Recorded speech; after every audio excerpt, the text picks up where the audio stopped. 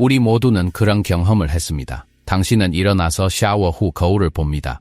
머리카락은 완벽하게 자리를 잡고 빛은 딱 맞는 각도로 창문을 통해 들어옵니다. 그리고 생각합니다. 와, 오늘 나 정말 멋지네. 당신은 미소 짓고 기분이 좋아지며 그 순간을 불멸로 만들기 위해 셀카까지 찍습니다. 하지만 그때 재앙이 일어납니다. 사진을 열면 당신이 보는 것은 당신 자신의 변형되고 이상하고 알아볼 수 없는 버전입니다. 코는 더 커 보이고 얼굴은 더 넓어 보이며 표정은 딱딱합니다. 그리고 당신은 자문합니다. 어떻게 이럴 수 있지? 혹시 거울이 나에게 거짓말을 하는 걸까? 아니면 카메라가 나를 대항해 음모를 꾸미는 걸까? 만약 당신이 좋아하는 거울 속 버전과 싫어하는 사진 속 버전, 두 가지 버전으로 존재한다고 느낀 적이 있다면 당신은 혼자가 아닙니다. 전 세계의 수백만 명의 사람들이 같은 질문을 합니다. 그리고 그 대답은 흔히 그렇듯이 물리학, 심리학, 그리고 당신의 뇌가 당신도 모르게 매일 당신에게 부리는 작은 정신적 속임수의 매혹적인 혼합입니다. 거울과 뇌, 가짜 이미지의 구축.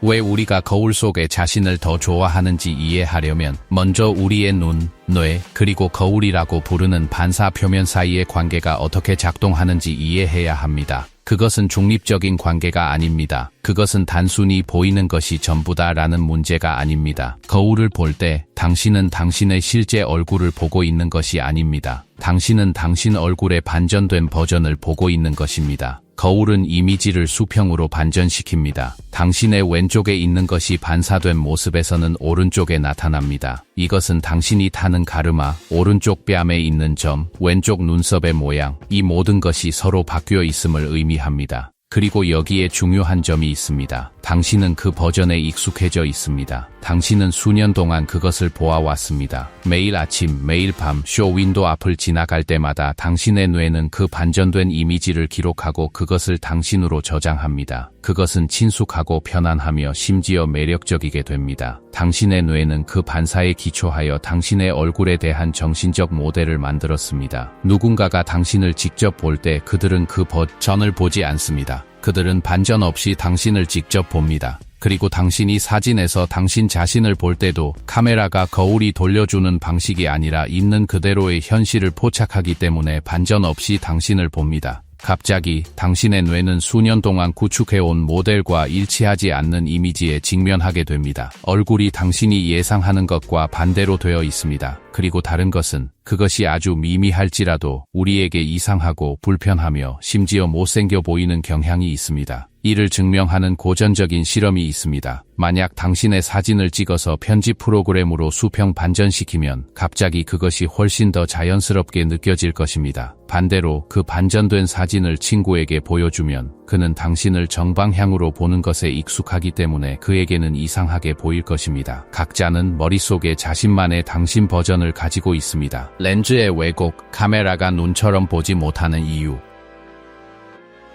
하지만 반전만이 유일한 문제는 아닙니다.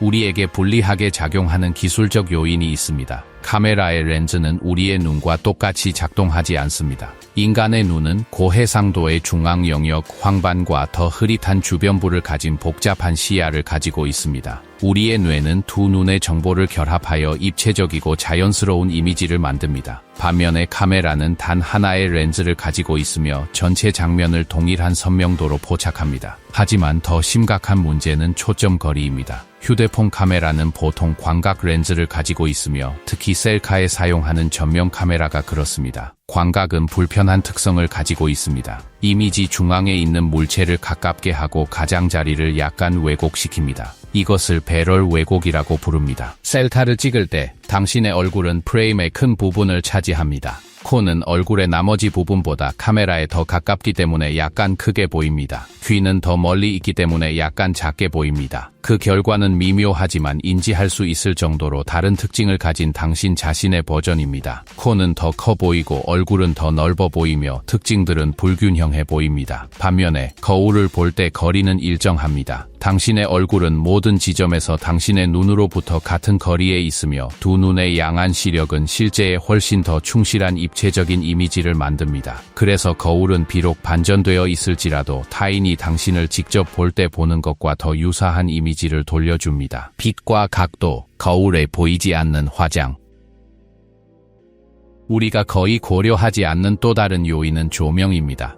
욕실의 거울 앞에서는 보통 머리 위쪽에 조명이 있고 때로는 부드럽고 때로는 확산됩니다. 하지만 무엇보다도 우리는 움직이고 우리에게 가장 유리한 각도를 찾는 능력을 가지고 있습니다. 무의식적으로 우리는 머리를 약간 돌리고 턱을 기울이며 다크서클을 감추거나 광대뼈를 강조하는 빛을 찾습니다. 그것은 자동적이고 거의 즉각적인 과정입니다. 사진에서 그 각도는 카메라가 선택하거나 당신이 미세한 조정을 할 시간도 없이 찰나의 순간에 선택합니다. 그리고 플래시가 있다면 그것은 특징을 평평하게 만들고 그림자를 제거하며 직접 볼 때는 거의 눈에 띄지 않는 결점을 강조하는 깊이 없는 이미지를 만듭니다. 거울의 자연스러운 빛은 실시간 조정 능력과 결합하여 당신에게 당신의 가장 좋은 버전을 선물합니다. 카메라는 당신을 한순간에 고정시키며 종종 최악의 각도, 최악의 빛, 그리고 가장 경직된 표정으로 고정시킵니다. 하지만 더 많은 것이 있습니다. 왜냐하면 모든 것이 물리와 광학은 아니기 때문입니다. 사진보다 거울 이미지가 덜 실제일지라도 그것을 선호하게 만드는 깊은 심리학적 구성 요소, 즉 정신적 함정이 있습니다. 그리고 그 함정은 통제, 친숙함, 그리고 단순 노출이라고 불리는 현상과 관련이 있습니다. 이제 우리의 마음이 어떻게 우리를 실제보다 더 잘생겼다고 느끼게 속이는지, 그리고 왜 사진이 모든 것에도 불구하고 우리에게 진실을 말하고 있을 수 있는지 알아볼 것입니다. 단순 노출 효과. 익숙한 것을 우리는 더 좋아한다. 심리학에는 단순 노출 효과라고 불리는 매우 많이 연구된 개념이 있습니다. 본질적으로 그것은 사람들이 단지 어떤 것에 익숙하다는 이유만으로 그것에 대한 선호를 발달시킨다는 것을 말합니다. 우리가 무언가를 더 많이 볼수록 객관적인 이유가 없더라도 그것을 더 좋아하게 됩니다. 이것은 거울 속의 우리 이미지에 완벽하게 적용됩니다. 당신은 평생 동안 수천 번, 수백만 번 당신 얼굴의 그 반전된 버전을 보았습니다. 그것은 당신에게 가장 친숙한 이미지이며 당신의 정체성, 가장 친밀한 자아와 연관시키는 이미지입니다. 그래서 당신은 그것을 좋아합니다. 그래서 그것이 옳다고 생각합니다. 당신이 당신의 사진을 볼 때 당신은 훨씬 덜 보았던 버전을 보고 있는 것입니다. 통계적으로 그것은 당신의 뇌의 낯선 이미지입니다. 그리고 낯설고 친숙하지 않은 것은 거부감이나 불편함을 유발하는 경향이 있습니다. 사진이 객관적으로 더 나쁜 것이 아니라 당신이 그것에 익숙하지 않은 것뿐입니다. 연구들은 우리를 항상 정방향으로 보는 친구들과 가족들이 우리의 반전된 사진보다 일반적인 사진을 더 좋아한다는 것을 보여줍니다. 그들에게는 사진이 친숙합니다. 우리에게는 그것이 낯선 것입니다. 각자는 자신이 익숙한 버전을 선호합니다. 포즈와 통제. 거울은 당신에게 복종하고 사진은 당신을 판단한다.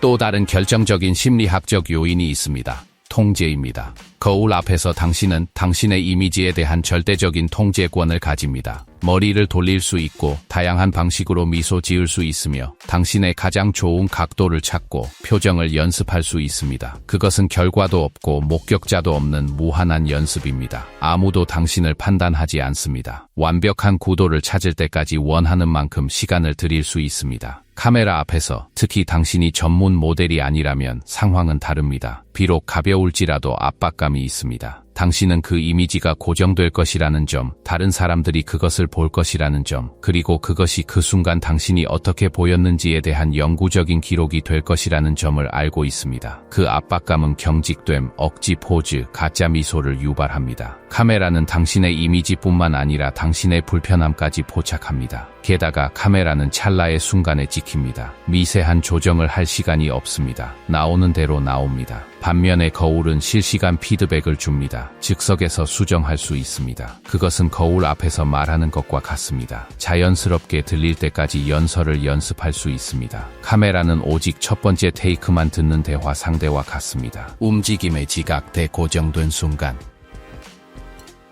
우리의 뇌는 움직임과 입체감을 처리하도록 설계되어 있습니다.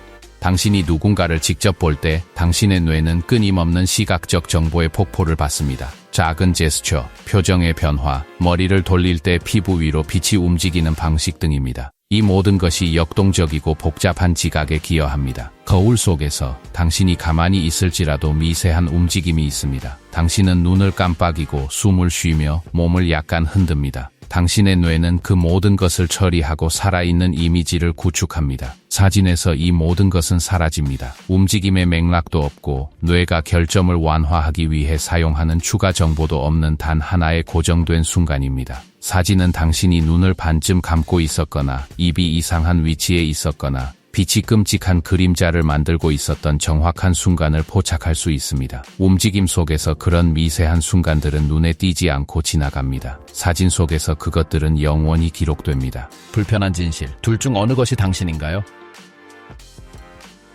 우리는 핵심적인 질문에 도달합니다. 실제 이미지는 무엇일까요? 거울일까요? 아니면 사진일까요? 기술적으로 사진이 더 객관적입니다. 카메라는 이미지를 반전시키지 않습니다. 그것은 타인이 당신을 보는 것처럼 당신의 오른쪽을 실제로 오른쪽에, 코를 실제로 중앙에 두고 당신을 포착합니다. 사진은 그런 의미에서 거울보다 더 진실합니다. 하지만 사진 또한 렌즈, 조명, 각도, 고정된 순간과 같은 왜곡을 가지고 있습니다.